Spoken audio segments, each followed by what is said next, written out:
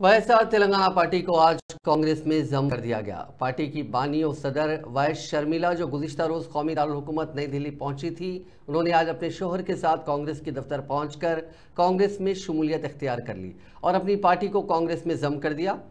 कांग्रेस सदर मल्लिकार्जुन खड़गे और राहुल गांधी ने उन्हें पार्टी का खंडवा पहनाया। इस तरह शर्मिला रस्मी तौर पर कांग्रेस में शामिल हो गई। कांग्रेस में शर्मिला की शमूलियत के मौके पर उनके हामियों ने उनकी तायद में नारेबाजी की। इस मौके पर खिताब करते हुए शर्मिला ने अपनी पार्टी के कांग्रेस में इंजमाम पर मसरत का इजहार किया।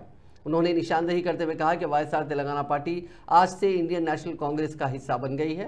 उन्होंने अपने वालिद साबिक वज़ीर आला मुत्तहिदा आंध्र प्रदेश राजशेखर रेड्डी को याद करते हुए उन्हें तेलुगु अवाम के एक अफसानवी रहनुमा करार दिया, जिन्होंने अपनी पूरी ज़िंदगी न सिर्फ कांग्रेस की खिदमत की बल्कि कांग्रेस की खिदमत करते हुए अपनी ज़िंदगी निछावर कर दी। उन्होंने जोर देते हुए कहा कि आज यह खुशी की बात है कि उनकी बेटी उनके नक्शे कदम पर चल रही है और कांग्रेस पार्टी का हिस्सा बन रही है।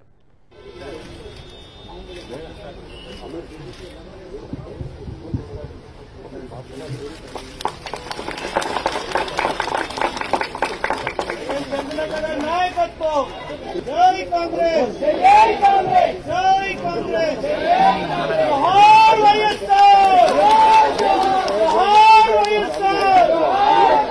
ఏపీఏ కాదు, అండమాన్లో అయినా సరే నమ్మకంగా పనిచేస్తాం।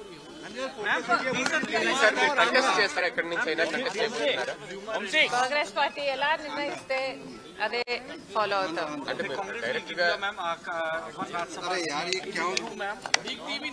We will know everything in the next couple of days.